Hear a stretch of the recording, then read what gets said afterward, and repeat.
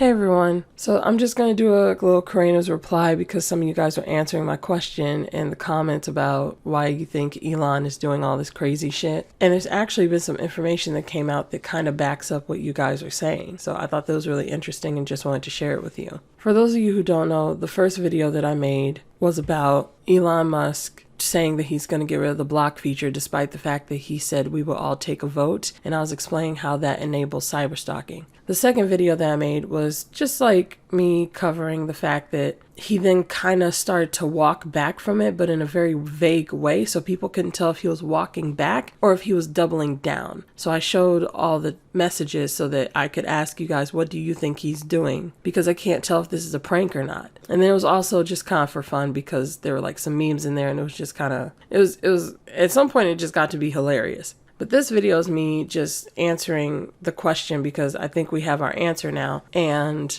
after that, I'm going to move on.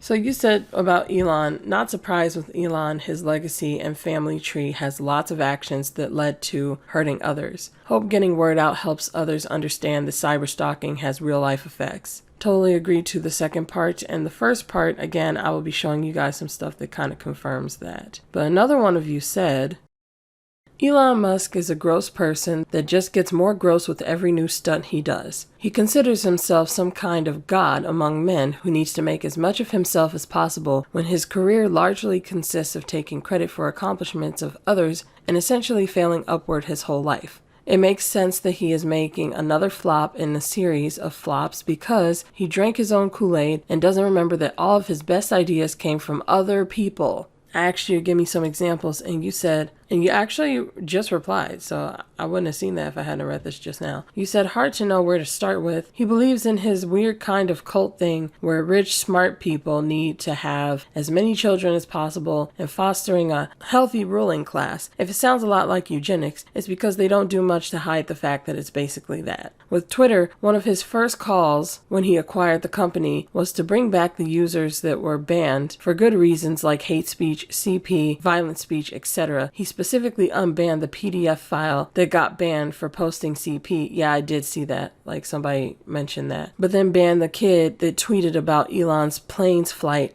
information. Oh no. After saying he thought that should be considered free speech and that he wouldn't ban him. Okay. When one of his children came out as trans, he took language out of the company policies about discrimination against trans employees and posted anti-trans tweets. Wow. I just want to say that I know that people have complicated feelings on these policy changes, but the fact that he did this just because his kids came out as trans shows an example of his God complex, because the motivation behind it and the fact that he just has the power to do whatever he wants on a whim shows that it's not coming from a place of good faith. There is a lot more. This is just a couple off the top of my head. He is doing a lot to make Twitter into a far-right echo chamber for some extremely disturbing ideas. I mean, yeah, I'm not surprised. That's why when that person said, oh, the left does this and the left does that, I was like, it's both of y'all.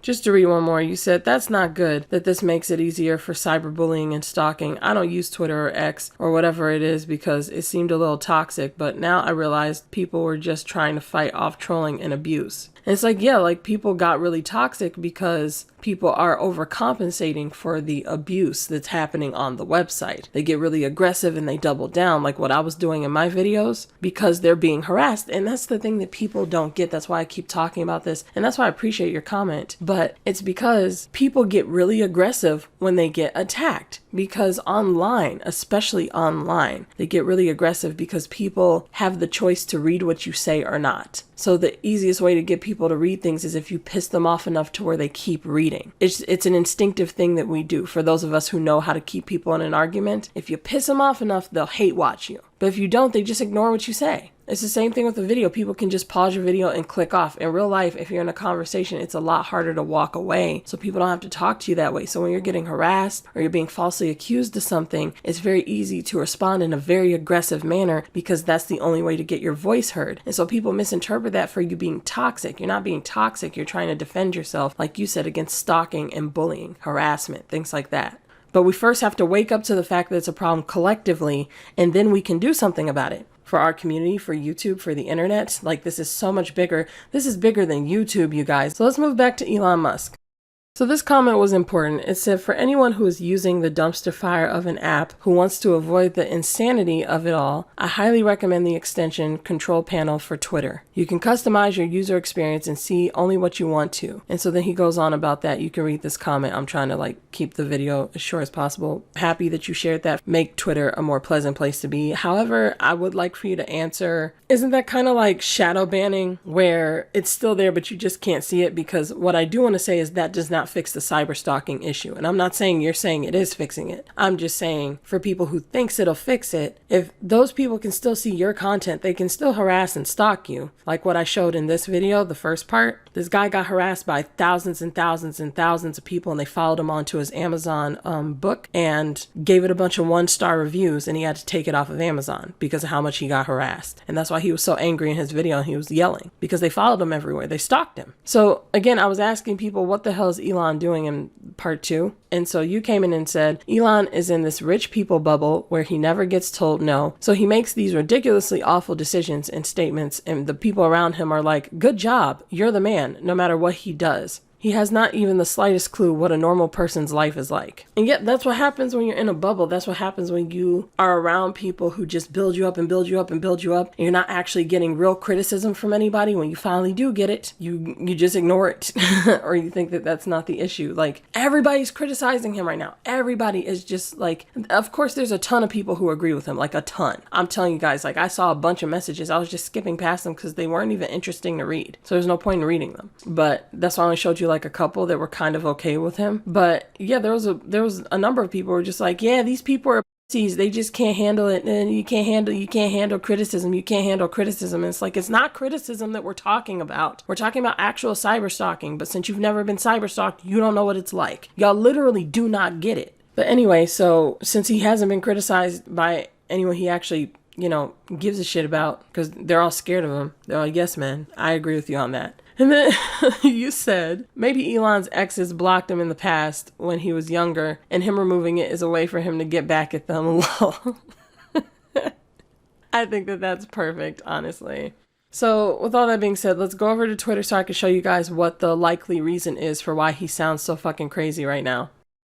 So it says here, some of the most telling passages from the Ronan Farrow expose on Elon Musk imply he wants nothing good for anyone unless he can take credit, gets off on risk and destroying things, has a grandiose ideology, and a dangerous grip on world leaders. Super! So I'm just going to read the most important parts. I'll cut out everything else. You can read this whole thing for yourself because, again, I'm just going to show the most important parts in the video, but it's still here on the screen. So it says, Musk replied, "Watch this," then floored the gas pedal and sent the car airborne and spinning before it slammed back onto the pavement, blowing out his suspension and its windows. This isn't insured, Musk told Deal. His critics have used the story to illustrate his reckless showboating, but it also underscores how often Musk has been rewarded for that behavior. He repaired the McLaren, drove it for several more years, then reportedly sold it at a profit. So here it says that with his SpaceX launch, he had the rocket achieve liftoff and successfully perform several maneuvers intended to rehearse those of an eventual manned starship. But on landing, the SN8 came in too fast and exploded on impact. So then he stood next to it in a t-shirt and jeans, looking determined, his arms crossed and his eyes narrowed. His tweets about the explosion were celebratory, not apologetic. He has a long history of launching and blowing up rockets. And then he puts out videos of all the rockets that he's blown up. And like half of the America thinks it's really cool. And it's like, again, that inflates his ego. He's doing something horrible. He's wasting money. He's wasting resources. It's not good for the planet. It's not good for climate change. And he's doing all this and everybody's just like, good job. So this one isn't important to what I'm talking about, but it is just another example of him having this big ego and all these other issues. So I recommend you pause and read it because I'm going to move on to the last picture. All right, so let's move on. Because this one kind of answers why he did what I showed in part 2, where he kind of trolled the internet. He Lamau XD'd everybody.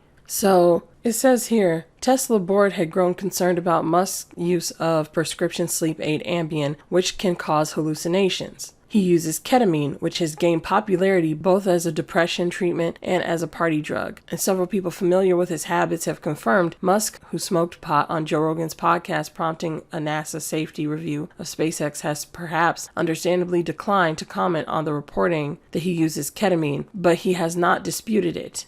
A little bit of ketamine has an effect similar to alcohol. It can cause disinhibition, where you do and say the things you otherwise would not. He said at higher doses, it has another effect, which is dissociation. You feel detached from your body and surroundings. He added, you can feel grandiose and like you have special powers or special talents. People do impulsive things. They could do inadvisable things at work. The impact depends on the kind of work. For a librarian, there's less risk. If you're a pilot, it can cause big problems. And I said, is he drunk? Is he high? And the reason why I said that, even though I said it in a humorous way, is because honestly, for him to say something so detrimental to his own reputation publicly, that sounds like something someone on drugs would do. And I mean, this is a serious wake-up call for him, but I don't think he's going to take it. And those things aren't going away because we can't fix them on our own. But regardless, it is what it is. Thank you all for who are helping me through this whole situation. Everybody who understands how much cyberstalking played a part in all of this, because a lot of people don't get it. They don't understand how harassment affects the way that you approach situations online. So I'm going to keep trying to paint that picture for people so that they can understand it, since they can't see it for themselves. And I just appreciate the support. I will be coming back in the next few weeks, I think. I've been working on the recordings that I recorded before the whole cyberstalking series stuff happened. So you guys let me know how you feel about all that. And I will be giving you an update when that time comes, when I'm officially ready to start posting those videos. So tell me what you guys think about this whole thing, how you feel about Elon Musk's behavior. So with all that being said, thank you all for watching, and I will see you all next time.